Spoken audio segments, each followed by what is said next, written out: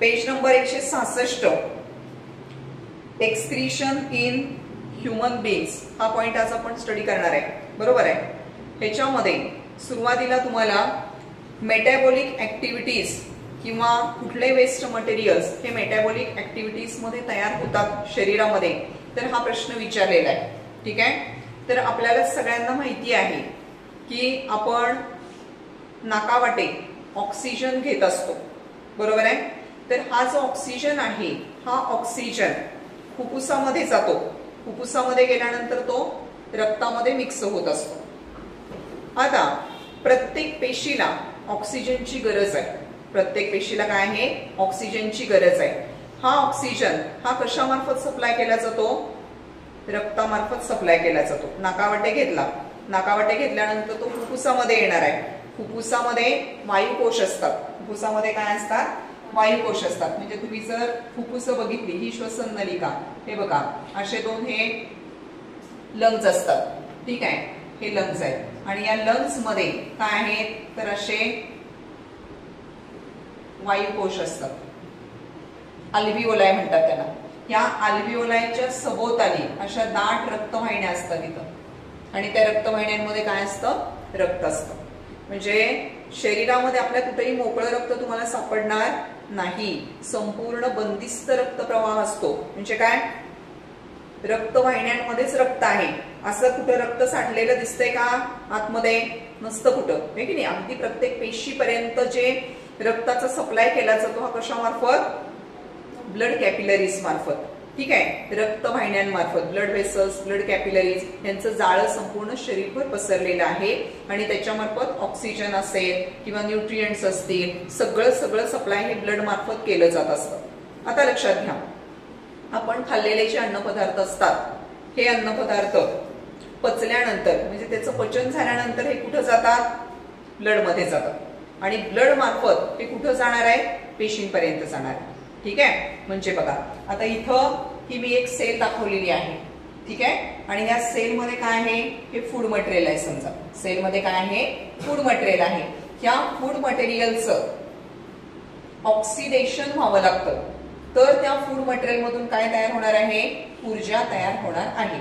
मग ऑक्सिडेशन साठी मगाशी जे मी तुम्हाला सांगितलं की आपण नाकावाटे काय घेतो? ऑक्सिजन घेतो. तो ऑक्सिजन कुठं जातो? पहिल्यांदा फुफ्फुसामध्ये आणि फुफ्फुसामधून कुठं जातो? ब्लडमध्ये जातो. ठीक आहे. आणि रक्तामार्फत तो कुठं जाणार आहे? पेशींपर्यंत जाणार आहे. आता पेशींमध्ये ऑक्सिजन आला. हे बघा हा ऑक्सिजन कुठं आला? सेलमध्ये आला. सेलमध्ये ऑक्सिजन आल्यानंतर हे जे फूड मटेरियल आहे या फूड मटेरियलचं तो ऑक्सिडेशन करायला सुरुवात करणार आहे. ही प्रोसेस कॉन्स्टंट चालू आहे. असं आहे का एकदाच आपण ऑक्सिजन घेतोय आणि थांबतोय? कळत न कळत आपली प्रोसेस चालू आहे की नाही? ऑक्सिजन घेणं आणि कुठला वायू बाहेर सोडतो आपण? कार्बन डायऑक्साईड वायू बाहेर सोडतो. सगळ्यांना माहिती आहे. मग हा कार्बन डायऑक्साईड आला कुठून रे? तर मेटाबॉलिक ऍक्टिव्हिटीज मधून. मग मेटाबॉलिक ऍक्टिव्हिटीज म्हणजे काय? तर हे जे ऑक्सिजन आहे हा ऑक्सिजन या फूड मटेरियलचं ऑक्सिडीकरण करतो. म्हणजे काय? ऑक्सिडेशन करतो. ठीक आहे. आता ऑक्सिडेशन ही जी प्रोसेस आहे ही प्रोसेस ही 3 टप्प्यामध्ये होत असते. ऑक्सिडेशन प्रोसेस ही 3 टप्प्यामध्ये होते. कुठले 3 टप्पे आहेत बघा? पहिला जो टप्पा आहे त्याला म्हणायचं काय? ग्लायकोलिसिस. काय म्हणायचं याला? ग्लायकोलिसिस. दुसरा जो टप्पा आहे त्याला म्हणायचं क्रेब्ज सायकल आणि तिसरा जो टप्पा आहे त्याला म्हणायचं electron transport system. Electron transport system किंवा इलेक्ट्रॉन ट्रान्सपोर्ट चेन. या 3 टप्प्यामध्ये फूड मटेरियलचं ऑक्सिडेशन होत असतं. त्यापैकी जो पहिला टप्पा आहे ग्लायकोलिसिस, हा ग्लायकोलिसिस कुठं होतं? तर सेलचं जे सायटोप्लाझम आहे, सायटोप्लाझम वगैरे माहितीये तुम्हाला, 8वीला शिकलाय तुम्ही. सेलचं जे पेशीद्रव्य आहे त्या पेशीद्रव्यामध्ये फूड आहे. त्या फूडचं पहिल्यांदा काय होतं? ग्लायकोलिसिस होतं. ठीक आहे. ग्लायकोलिसिस मध्ये तयार होणारे जे एंड प्रोडक्ट्स आहेत, ग्लायकोलिसिस मध्ये पायरुविक ऍसिड नावाचा एक पदार्थ तयार होतो. पुढं 2 टप्प्यामधनं ते पास होणार आहे. क्रेब्ज सायकल आणि इलेक्ट्रॉन ट्रान्सपोर्ट चेन. तर हे जे क्रेब्ज सायकल आणि इलेक्ट्रॉन ट्रान्सपोर्ट चेन आहे ही कुठे होते? प्रत्येक सेलमध्ये वेगवेगळ्या प्रकारच्या सेल ऑर्गनलीज आहेत. तुम्ही शिकलेला आहात हे 8वीला. सेल ऑर्गनलीज मध्ये एक महत्वाची सेल ऑर्गनली की जी दोन्ही प्रकारच्या सेलमध्ये असते ती म्हणजे कोण? मायटोकॉन्ड्रिया. काय नाव आहे त्याचं? मायटोकॉन्ड्रिया. ठीक आहे. मायटोकॉन्ड्रियामध्ये हे दोन टप्पे होतात, क्रेब्स सायकल आणि इलेक्ट्रॉन ट्रान्सपोर्ट चेन. आणि फायनली त्या फूड मटेरियलचं काय होतं? पूर्णपणे ऑक्सिडीकरण होतं, ऑक्सिडेशन होतं. आणि या ऑक्सिडेशन प्रोसेसमध्ये काय तयार होतं फायनली? तर बघा, हे ऑक्सिडेशन कंप्लीट झाल्यानंतर इथे लिहिलंय मी, फूड मटेरियलचं ऑक्सिजनच्या सहाय्याने काय झालं? ऑक्सिडेशन झालं. ऑक्सिडेशन मध्ये काय तयार होणार आहे? एनर्जी तयार होणार. पहिल्यांदा अन्नापासून काय मिळते आपल्याला? एनर्जी मिळते ना. कशासाठी खातो आपण? ऊर्जा मिळवण्यासाठी. ही ऊर्जा कशासाठी गरजेची आहे? संपूर्ण शरीराच्या मेटाबॉलिक ऍक्टिव्हिटीज कॅरी आउट करण्यासाठी, शरीराचं काम व्यवस्थित होण्यासाठी, इंटरनल ऑर्गन्स फंक्शन मध्ये राहण्यासाठी ही ऊर्जा आपल्याला लागते. एखाद्या दिवस उपवास करून बघा बरं, एकदम थकल्यासारखं होतं की नाही? काही नाही खाल्लं, बराच वेळ आपण उपाशी राहिलो तर एकदम विकनेस जाणवतो. का? ऊर्जा संपलेली असते. ऊर्जा कशामधून मिळते? फूड मधून मिळते. ठीक आहे. मग हे फूड मधून मिळणारी जी ऊर्जा आहे ही ऊर्जा शरीरामध्ये साठणार आहे. कुठं साठते? ही प्रोसेस कुठं झाली ऊर्जा तयार करण्याची? मायटोकॉन्ड्रियामध्ये थोडी आणि सायटोप्लाझम मध्ये थोडी. पहिल्यांदा सायटोप्लाझम मध्ये झाली आणि राहिलेले सगळे टप्पे कुठं होतात? 2 टप्पे मायटोकॉन्ड्रियामध्ये होतात. म्हणजे ऊर्जा कुठं साठवली जाईल आता? मायटोकॉन्ड्रियामध्ये साठवली जाईल. बरोबर का? म्हणजे ऊर्जेचं जे घर आहे ते कोण आहे? Mitochondria. So mitochondria is the power house of cell. Mitochondria काय आहे? Power house. पॉवर हाऊस म्हणजे काय? ऊर्जा केंद्र की ज्याच्यामध्ये काय साठवलीये? ऊर्जा साठवली. काय बाहेर पडतं? एनर्जी साठवली. कार्बन डायऑक्साईड आणि वॉटर व्हेपर. ते आपण नाकावाटे बाहेर टाकतो. नाकावाटे आपण ऑक्सिजन घेतला. परत एकदा बघा, नाकावाटे आपण ऑक्सिजन घेतला. हा ऑक्सिजन कुठे गेला? फुफ्फुसामध्ये. फुफ्फुसामधून कुठे गेला? ब्लड मध्ये. आणि ब्लड मधून कुठे गेला? पेशींमध्ये. पेशींमध्ये काय केलं ऑक्सिजननं? फूड मटेरियलचं ऑक्सिडेशन केलं. ठीक आहे. आणि या ऑक्सिडेशन प्रोसेस मध्ये काय काय तयार झालं? एनर्जी, कार्बन डायऑक्साईड आणि वॉटर व्हेपर. एनर्जी कुठे गेली? मायटोकॉन्ड्रियामध्ये साठवली. बरोबर. आणि कार्बन डायऑक्साईड आणि वॉटर व्हेपर हे नको आहेत शरीराला. लागतात का? नाही. ते नाकावाटे काय केले जातात? बाहेर टाकले जातात. ही जी प्रोसेस आहे ती सेलमध्ये होत असते. बरोबर.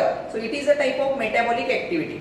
ऊर्जेचा वापर करून शरीरामध्ये वेगवेगळी कामं चालू असतात आतमध्ये. बरोबर की नाही? हे बघा, लक्ष द्या इकडं. आपल्याला अन्नपदार्थ, खाल्लेले अन्नपदार्थ पचवण्यासाठी ऊर्जा लागते. बरोबर. अन्नपदार्थाचा सप्लाय करण्यासाठी ऊर्जा लागते. वेगवेगळ्या कामासाठी ऊर्जा लागते ना. शरीरामधून टाकाऊ पदार्थ बाहेर टाकण्यासाठी ऊर्जा लागते. लक्षात घ्या. वेगवेगळ्या गोष्टी, आपल्या नवीन नवीन पेशी शरीरामध्ये तयार होत असतात, त्याच्यासाठी ऊर्जा लागते. सगळ्या गोष्टींसाठी ऊर्जा लागते. आणि ती ऊर्जा, ती एनर्जी आपल्याला कशामधून मिळते? अन्नपदार्थापासून मिळते. बरोबर. आणि नको असलेले पदार्थ शरीरामधून बाहेर टाकले जातात. नको असलेले पदार्थ शरीरामधून बाहेर टाकले जातात. मग अन्नपदार्थापासून किंवा जे आपण नायट्रोजन युक्त म्हणजे प्रोटीन्स खातो, तर त्या प्रोटीन्स पासून त्या ठिकाणी नायट्रोजन युक्त टाकाऊ पदार्थ तयार होत असतात. कुठले?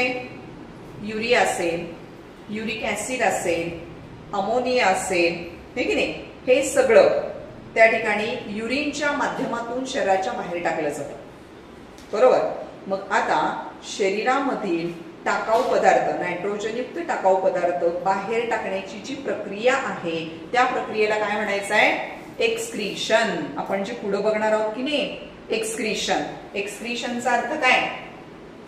एक्सक्रीशन इथे लिहिलंय. एक्सक्रीशन म्हणजे काय? उत्सर्जन. एक्सक्रीशनचा अर्थ काय? उत्सर्जन. शरीरामध्ये तयार होणारे नायट्रोजनयुक्त टाकाऊ पदार्थ शरीरामधून बाहेर टाकण्याच्या प्रक्रियेला काय म्हटलं जातं? एक्सक्रीशन म्हणायचं. मग आता एक्सक्रीशन साठी प्रत्येक सजीवाची पद्धत एक्सक्रीशनची ही वेगवेगळी असते. तुम्हाला काल मी सांगितलं, काही ऑर्गॅनिझमचं शरीर एकाच पेशींचं बनलेलं आहे. उदाहरण सांगा बरं. अमिबा, पॅरामोशियम ह्यासारखे ऑर्गॅनिझम कसे बनले? सिंगल सेल पासून बनले. मग सिंगल सेल मध्ये तयार होणारं जे काही वेस्ट आहे ते कशातून बाहेर पडणार? सेलच्या सरफेस मधून बाहेर पडणार. बरोबर का? पण जे मल्टीसेल्युलर ऑर्गॅनिझम्स आहेत, ह्या मल्टीसेल्युलर ऑर्गॅनिझम मध्ये एक्सक्रीशन साठी एक विशिष्ट सिस्टीम असते. काय असते? विशिष्ट सिस्टीम असते. आणि ही जी विशिष्ट सिस्टीम आहे त्या सिस्टीमला काय म्हणायचं आहे? Excretory system. काय म्हणायचं त्याला? Excretory system. तर त्या एक्सक्रीटरी सिस्टीमचा स्टडी आता आपण करणार आहोत. म्हणजे ती सिस्टीम कशी आहे, काय आहे, तर त्याची डायग्राम वगैरे आपण आता इथं काढणार आहोत. कशापासून ती बनलेली आहे आणि त्याचं वर्किंग कसं चालतं, तर हे सगळं मी तुम्हाला आता समजावून सांगणार आहे. बघूया, आपण डायग्राम काढूया. बघा इकडं, एक्सक्रीशन इन ह्युमन बीइंग्स. आता इथं प्रामुख्यानं ह्युमन बीइंग्स म्हणजे मानवाच्या शरीरामधली उत्सर्जन संस्था दिलेली आहे. आपल्या शरीरामध्ये वेगवेगळ्या प्रकारच्या सिस्टीम्स असतात. बरोबर आहे, आपल्याला माहिती आहे. अन्न पदार्थाचं पचन करणारी सिस्टीम काय म्हणायचं त्याला? Digestive system. अन्न पदार्थांचं, न्यूट्रिएंटचं, ऑक्सिजनचं वहन करणारी जी सिस्टीम आहे त्याला काय म्हणायचं? Circulatory system. श्वास घेणं, श्वास सोडणं ह्याच्याशी संबंधित सिस्टीम कुठली आहे? Respiratory system. शरीराच्या सगळ्या भागांवरचं कंट्रोल करणं, रिस्पॉन्स देणं ही सिस्टीम कुठली? Nervous system. तर अशा वेगवेगळ्या सिस्टीम्सनी आपलं शरीर बनलेलं आहे. त्यापैकी सगळ्यात महत्वाची सिस्टीम आपण म्हणू शकतो याला, कारण ही सिस्टीम काय करते? शरीरामध्ये तयार झालेले जे घाण पदार्थ असतात, नको असलेले पदार्थ असतात, ते बाजूला काढते. कुठले? नायट्रोजन युक्त टाकाऊ पदार्थ शरीरामधून बाहेर काढणारी सिस्टीम, त्याला काय म्हणायचं? Excretory system. ठीक आहे. आता काय आहे एक्सक्रीटरी सिस्टीम? तर इथं मी डायग्राम काढलेली आहे. सगळ्यांनी इकडे व्यवस्थित लक्ष द्यायचं. एक्सक्रीटरी सिस्टीमचा मराठीमध्ये अर्थ काय सांगितलं तुम्हाला? उत्सर्जन संस्था. ठीक आहे. प्रत्येकाच्या शरीरामध्ये 2 किडण्या असतात. 2 किडण्या असतात. ह्या किडण्या ज्या आहेत त्या किडण्यांचा आकार कसा दिसतोय तुम्हाला? घेवड्यासारख्या किंवा पावट्यासारख्या असा घेवड्याचा आकार असतो की नाही, बीन, त्याला काय म्हणायचं? Bean shaped. बरोबर. आता 2 किडण्यापैकी जी उजव्या बाजूची किडनी असते, किडनीची पोझिशन कुठं असते? तर बघा, माझे हे 2 हात आहेत. ठीक आहे. मी असे पाठीवरती ठेवले, इथं वर्टिब्रल कॉलमच्या आयदर साइडला इथं ठेवले, तर इथं माझ्या 2 किडन्या असणार आहेत. प्रत्येकाच्या शरीरामध्ये तिथंच किडन्या असतात. ठीक आहे. आता बघा, या ठिकाणी ह्या ज्या किडन्या आहेत त्या 2 आहेत, राईट किडनी आणि लेफ्ट किडनी. ठीक आहे. राईट किडनी थोडीशी खाली असते. म्हणजे कशी असते? आता हा माझा उजवा हात म्हणजे माझी राईट किडनी असं समजा, आणि माझा डावा हात म्हणजे लेफ्ट किडनी आहे. थोडं असं असतं खालीवर. ठीक आहे. Right kidney slightly lower than the left kidney. का बरं असं असतं? तर लक्षात घ्या, आपल्या शरीरामध्ये उजव्या बाजूला तुम्ही जर पोटावरती असं उजव्या बाजूला हात ठेवला तर तिथं तुमची एक मोठी ग्रंथी असते. त्याचं नाव आहे यकृत किंवा त्याला लिव्हर म्हणायचं. काय म्हणायचं? लिव्हर. तर लिव्हर इथं असल्यामुळं किडनीला जागा राहत नाही, म्हणून किडनी थोडी खाली ढकलली जाते. त्यामुळं उजव्या बाजूची किडनी कुठं आहे? थोडीशी खाली आहे. डाव्या बाजूची किडनी थोडीशी वरती आहे. हे कारण पण आपल्याला माहिती असावं. हे काय कोण तुम्हाला आता विचारणार नाही, पण माहिती पाहिजे. का बरं असं? एका लेवलमध्ये का नाही? तर वरती अवयव आहे ना, कोण? लिव्हर. आणि लिव्हरला जागा मिळायला पाहिजे म्हणून निसर्गतः ती किडनी थोडीशी खाली दिली देवानं आपल्याला, हे की नाही? तर आता ही जी किडनी आहे, अशा 2 किडनी आहेत. ठीक आहे. दुसरा अवयव काय? दुसरा त्याच्यापासून तयार होणाऱ्या अशा ज्या 2 ट्यूब्स आहेत त्याला म्हणायचं युरेटर. काय म्हणायचं? युरेटर. किडनीमध्ये काय होत असतं? रक्त गाळलं जातं. आपल्या शरीराचा फिल्टर कोण आहे? किडनी आहे. किडनीमध्ये रक्ताचं काय होतं? गाळण क्रिया होते आणि नको असलेले पदार्थ किडनीमधून काय केले जातात? किडनीमध्ये काय केले जातात? रक्तामधून वेगळे काढले जातात. ठीक आहे. म्हणजे filtration of blood occurs in the kidney. आणि त्याच्यापासून काय तयार होतं? युरिन तयार होतं. काय तयार होतं? युरिन तयार होतं. आणि हे जे युरिन आहे, इकडे लक्ष द्या सगळे, हे जे युरिन आहे, हे युरिन इथं या 2 नलिका दिसत आहेत तुम्हाला, त्यांना युरेटर्स म्हणायचं. काय म्हणायचं, युरेटर्स. किडनीमध्ये इथं काय तयार होणार आहे, इथं युरिन तयार होणार आहे. ठीक आहे. हे युरिन ह्या नलिकांमार्फत खाली त्या ठिकाणी एक बँड लाईक स्ट्रक्चर असतं आपल्या पोटामध्ये खालच्या बाजूला. ठीक आहे. त्याला म्हणायचं urinary bladder. Urinary bladder. Urinary bladder म्हणजे काय, ज्याच्यामध्ये युरिन तात्पुरतं साठवलं जातं अशी पिशवी. त्याला मराठीमध्ये मूत्राशय म्हणायचं. त्याच्यामध्ये काय साठवलं जातं, युरिन साठवलं जातं. ठीक आहे. युरिन कुठं तयार होतं, किडनीमध्ये तयार होतं. किडनीमधून ते कुठे येणार, युरेटर्स मध्ये येणार. युरेटर मधून कुठे येणार, युरिनरी ब्लॅडर मध्ये येणार. तात्पुरतं साठवलं जातं आणि ज्या वेळेला त्या ठिकाणी आपल्याला मिक्च्युरेशनची भावना होते त्यावेळेला शरीरामधून ते बाहेर टाकलं जातं. आणि ते बाहेर टाकण्यासाठी इथे एक छोटीशी ट्यूब आहे. त्या ट्यूबचं नाव काय आहे, युरेथ्रा. काय म्हणायचं त्याला, युरेथ्रा. ठीक आहे. तर ही जी सिस्टीम आहे ह्या सिस्टीमला काय म्हणायचं, एक्सक्रिटरी सिस्टीम म्हणायचं. हे थोडे अवयवाची माहिती थोडक्यात दिलेली आहे. आता बघा मेन, इकडे लक्ष द्या सगळे. युरिन जे तयार होणार आहे हे युरिन कसं तयार होतं तर ह्याची थोडक्यात माहिती तुमच्या पुस्तकामध्ये दिलेली आहे. ठीक आहे. आता बघा हे जे अगोदर ह्या किडनीचे कुठले कुठले भाग आहेत हे समजावून घेऊया. ठीक आहे. आणि नंतर मग पुढे जाऊया. इकडे लक्ष द्या. हे बघा किडनीमध्ये सगळ्यात बाहेरच्या बाजूला एक आवरण असतं आणि हे जे आवरण आहे त्याला म्हणायचं रिनल कॅप्सूल. काय शब्द आहे, रिनल कॅप्सूल. किडनीला उभं कट केलंय, तिथं मी लिहिलंय बघा एलएस. एलएस म्हणजे काय, लॉन्जिट्युडिनल सेक्शन. एलएस चा अर्थ काय, लॉन्जिट्युडिनल सेक्शन म्हणजे उभा काप. कांदा जर आपण उभा कापला, दोन पद्धतीने आपण कांदा कट करू शकतो, एक आडवा आणि एक उभा. उभा कापला तर कसा, लॉन्जिट्युडिनल सेक्शन, आणि आडवा कापला तर कसा, ट्रान्सवर्स सेक्शन. इथं काय घेतलंय, लॉन्जिट्युडिनल म्हणजे किडनी घेतली आणि उभी कट केली तर त्याच्या आतमध्ये काय काय दिसणार आहे ते इथं बघायचंय. ठीक आहे, बघूया चला. हे बघा सगळ्यात बाहेरचं जे आवरण असतं की नाही त्याला काय म्हणायचं, रिनल कॅप्सूल. काय म्हणायचं, रिनल कॅप्सूल.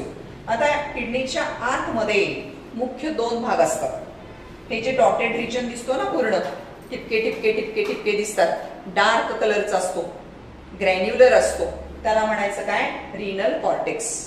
काय म्हणायचं त्याला, रिनल कॉर्टेक्स. ठीक आहे. आणि आतल्या बाजूला हे जे त्रिकोणाकृती स्ट्रक्चर्सनी जो भाग बनलेला आहे हा पूर्ण मधला भाग त्याला म्हणायचं काय, रिनल मेड्युला. लक्षात येते. बाहेरचा जो ग्रॅन्युलर पोर्शन आहे, डार्क कलर्ड ग्रॅन्युलर पोर्शन आहे त्याला काय म्हणायचं, रिनल कॉर्टेक्स. आणि आतला जो भाग आहे त्याला काय म्हणायचं, रिनल मेड्युला. कॉर्टेक्स आणि medulla. Cortex is granular. Granular म्हणजे काय, छोटे छोटे छोटे असे ग्रॅन्युल्स असतात तिथं, त्याला काय म्हणायचं, ग्रॅन्युलर. ग्रॅन्युल्स म्हणजे काय, कण. ग्रॅन्युल्सचा अर्थ काय, कण. ठीक आहे, छोटे छोटे ग्रॅन्युल्स आहेत. आणि आतला जो भाग आहे की ज्याच्यामध्ये असे त्रिकोणाकृती स्ट्रक्चर्स दिसत आहेत त्याला काय म्हणायचं, पूर्ण हा पोर्शन मेड्युला, रिनल मेड्युला. रिनल मेड्युला कशापासून बनलेला आहे तर हे असे त्रिकोणाकृती स्ट्रक्चर्स आहेत. त्या त्रिकोणाकृती स्ट्रक्चर्सना काय शब्द आहे, रिनल पिरॅमिड्स. काय म्हटलं जातं, रिनल पिरॅमिड्स. रिनल पिरॅमिड्स म्हणजे काय, हे जे त्रिकोणाकृती स्ट्रक्चर्स आहेत that are called as the renal pyramids. Okay. आता हे काय आहे ऍक्च्युली, काय असतं या रिनल मेड्युला मध्ये आणि पिरॅमिड्स, कॉर्टेक्स मध्ये आणि मेड्युला मध्ये काय असतं तर तुम्हाला माहिती आहे आपल्या शरीरामध्ये जेवढं ब्लड आहे, किती ब्लड असतं माहितीये तुम्हाला, approximately 5 liters of blood is present in adult human. प्रौढ व्यक्तीमध्ये किती रक्त असतं, 5 लिटर रक्त असतं. ते रक्त त्या ठिकाणी कॉन्स्टंटली किडनी मधून पास होत असतं. हे जे ब्लड आहे हे ब्लड त्या ठिकाणी किडनी मधून नॉर्मल हेल्दी पर्सन मध्ये हे जे ब्लड आहे हे ब्लड हे एकसारखं पास होत असतं. बरोबर आहे. आणि जवळजवळ एका दिवसामध्ये किती वेळा हे रक्त पास होतं किडनी मधून, 400 वेळेला पास होतं. किती वेळेला पास होतं, 400 वेळेला रक्त सगळं जात असतं किडनी मधून. मग किडनी काय करते, रक्तामध्ये जे काही टाकाऊ पदार्थ आलेले आहेत ते टाकाऊ पदार्थ थोडे थोडे थोडे काय करत राहते, वेगळे करत राहते. ठीक आहे. आता त्या ठिकाणी हे म्हणजे जवळजवळ हे जर तुम्ही गुणाकार केला तर त्या ठिकाणी किती लिटर फिल्ट्रेशन, किती लिटर ब्लडचं फिल्ट्रेशन त्या ठिकाणी होतंय बघा, 190 लिटर एवढं फिल्ट्रेट तयार होतं. एवढं काय तयार होतं, फिल्टर, म्हणजे एवढं ब्लड काय होतं, फिल्टर होतं. आणि त्यापैकी 1.9 litre of the urine is formed. एवढं फिल्ट्रेट तयार होईल, एवढं फिल्टर होईल ब्लड. 190 लिटर ब्लड फिल्टर होतं. कारण 400 वेळेला 5 लिटर ब्लड गेलं म्हणजे किती झालं, 190 लिटर झालं. ठीक आहे. मग 190 लिटर ब्लड फिल्टर झालं, त्याच्यापासून युरिन किती तयार होतं, 1 ते 2 लिटर. 1.9 म्हणजे 100 मिली कमी नाही तर 2 लिटर झाले. हे की नाही. 1 ते 2 लिटर दिवसाला आपण युरिन काय करत असतो, डिस्चार्ज करत असतो. ठीक आहे. तर आता बघा, हे जे युरिन तयार होण्याची प्रक्रिया आहे किंवा प्रोसेस आहे ही किडनीच्या आतमध्ये चालते. किडनीमध्ये त्या ठिकाणी छोटे छोटे छोटे युनिट्स असतात. ब्लड फिल्टर करण्यासाठी छोटे छोटे युनिट्स असतात. आणि हे जे छोटे छोटे युनिट्स आहेत त्यांना काय म्हटलं जातं, they are called as the nephrons or uriniferous tubules. आता इकडे लक्ष द्या. हे बघा, ब्लड फिल्टर करण्यासाठी किडनीच्या आतमध्ये जे छोटे छोटे युनिट्स आहेत, that units they are called as the nephrons किंवा त्यालाच काय म्हटलं जातं, युरिनिफेरस ट्यूब्युल्स. Nephrons or uriniferous tubules. आता कसे असतात हे नेफ्रॉन्स, थोडंसं त्याचं स्ट्रक्चर सांगते. ठीक आहे. हे बघा, नेफ्रॉन जे असतात हे नेफ्रॉन अशी कप शेप्ड असतात. म्हणजे त्याचा सुरुवातीचा जो पोर्शन आहे तो कसा आहे, असा कप लाईक आहे. ठीक आहे. त्यानंतर हे बघा, इथं असं ट्विस्टेड पोर्शन असतो. त्यानंतर ही अशी यू शेप्ड ट्यूब असते.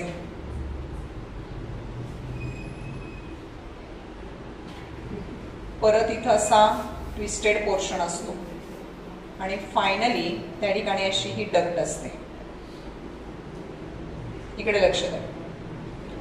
हे जे मी स्ट्रक्चर काढले की नाही इथं, ह्या स्ट्रक्चरला काय म्हटलं जातं, नेफ्रॉन म्हणायचं किंवा त्यालाच काय म्हणायचं आहे, युरिनिफेरस ट्यूब्युल. इथं लिहिते त्याचं दुसरं नाव, युरिनिफेरस ट्यूब्युल किंवा त्यालाच काय म्हणायचं आहे, नेफ्रॉन म्हणायचं आहे. म्हणजे प्रत्येक किडनीमध्ये रक्त गाळण्यासाठी जे छोटे छोटे छोटे युनिट्स आहेत, किती असतात, जवळजवळ 10 लाख असतात बरं का. किती असतात हे नेफ्रॉन्स, 10 लाख असतात. 10 lakh nephrons they are present in the kidney. प्रत्येकामध्ये काय होतं, थोडं थोडं थोडं थोडं रक्त जात असतं आणि ते थोडं थोडं रक्त काय होतं, फिल्टर होतं. हे बघा, किडनीमध्ये इकडे लक्ष द्या, किडनीमध्ये रक्त घेऊन येणारी जी वाहिनी असते ह्याला काय म्हणायचं, रिनल आर्टरी म्हणायचं. काय म्हणायचं, रिनल आर्टरी. ही रिनल आर्टरी किडनीमध्ये शिरते, छोट्या छोट्या छोट्या छोट्या छोट्या नलिकांमध्ये विभागली जाते आणि प्रत्येक नेफ्रॉनला थोडं थोडं थोडं रक्त देते. कशासाठी, फिल्टर करण्यासाठी. बरोबर. मग आता बघा, या ठिकाणी नेफ्रॉन मध्ये ही एक वाहिनी आली. ठीक आहे. ही वाहिनी आल्यानंतर ही जी वाहिनी आहे की जी रक्त घेऊन आलेली आहे, छोटीशी वाहिनी, तर त्याला ॲफरंट आर्टेरिओल म्हणतात. इथं आल्यानंतर हे डिवाइड रिडिवाइड डिवाइड रिडिवाइड होतं, ह्याच्यापासून एक छोटीशी वाहिनी तयार होते. ठीक आहे. बघा सगळे कशी होते प्रोसेस सांगते मी थोडक्यामध्ये. या ठिकाणी प्रत्येक किती नेफ्रॉन्स आहेत सांगितलं, 10 लाख नेफ्रॉन्स आहेत. मग 10 लाख नेफ्रॉन मध्ये थोडं थोडं थोडं काय दिलंय, ब्लड दिले. कशासाठी दिले, फिल्टर करायला दिले. बरोबर. मग प्रत्येकामध्ये काय प्रोसेस होत असते बघा, ब्लड घेऊन येणारी जी वाहिनी आहे ती वाहिनी आणि ब्लड बाहेर घेऊन जाणारी जी वाहिनी आहे ती वाहिनी, ह्याच्या डायमीटर मध्ये बदल असतो. ह्याचा डायमीटर थोडा मोठा असतो. ब्लड आणणारी जी वाहिनी आहे ती थोडीशी जाड असते आणि घेऊन जाणारी थोडीशी बारीक असते. मला सांगा, हे बघा, मोठ्या पाईप मधून छोट्या पाईप मध्ये पाणी एंटर होत असताना मध्ये जे पाईप पाणी राहणार आहे त्याच्यावरती काय होतं, प्रेशर येणार ना. एकदम मोठ्या पाईप मधून छोट्या पाईप मध्ये शिरताना मागच्या पाण्यावरती काय येणार, प्रेशर येणार. त्याच पद्धतीनं इकडे लक्ष द्या, इथं ही मोठी पाईप आहे. ठीक आहे. आणि ही छोटी पाईप आहे. इकडून ब्लड येतंय, इकडे जातंय, पण इथं असणाऱ्या ब्लड वरती काय येणार आहे, प्रेशर येणार आहे, आणि त्या प्रेशरमुळं ब्लड काय व्हायला लागतं, फिल्टर व्हायला लागतं. ब्लड काय व्हायला लागतं, फिल्टर व्हायला लागतं, गाळलं जातं. ठीक आहे. आता बघा, पहिल्यांदा इथं फिल्ट्रेट जमा होतं या भागामध्ये. आता सगळंच्या सगळं रक्त, फक्त रक्तपेशी आणि रक्तामधले प्रोटीन्स सोडले तर सगळंच रक्तामधले घटक त्या पहिल्यांदा फिल्ट्रेटमध्ये येतात. काय सांगते बघा मी, रक्तामधल्या पेशी आणि रक्तामधली प्रथिनं सोडली, प्रोटीन्स सोडले तर सगळ्याच्या सगळं फिल्टर कशामध्ये येणार आहे, फिल्ट्रेट पहिल्यांदा इथे येणार आहे. ठीक आहे. हे जे फिल्ट्रेट आहे हे लगेच युरिन तयार झालेलं नाही अजून.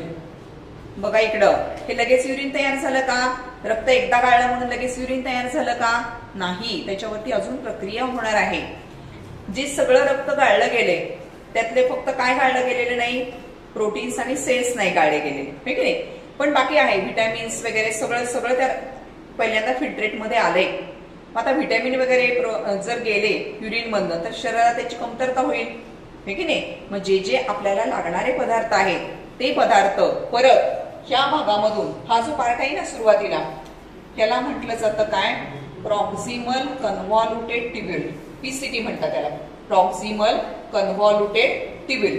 ह्या प्रॉक्सिमल कन्व्हॉल्युटेड ट्युब्यूल मध्ये काय केलं जातं, जे आपल्याला हवे आहेत पदार्थ ते सगळे पदार्थ काय केले जातात, शोषून घेतले जातात, परत रक्तामध्ये पाठवले जातात. आणि इकडे बघा, जे नको असलेले पदार्थ आहेत आणि एक्सेस वॉटर आहे ते काय होतं, ह्या ट्यूब मध्ये येतं.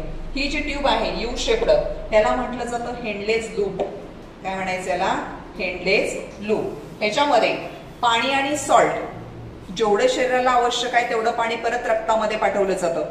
नको असलेलं पाणी युरिन मध्ये राहतं, जेवढे सॉल्ट शरीराला आवश्यक आहेत ते परत शरीरामध्ये जातात, नको असलेले युरिन मध्ये राहतात. आणि फायनली हे जे वॉटर आहे, हे वॉटर, इकडे लक्ष द्या, हे वॉटर जे तयार झालं आता त्याला काय म्हणायचं आहे, युरिन म्हणायचं.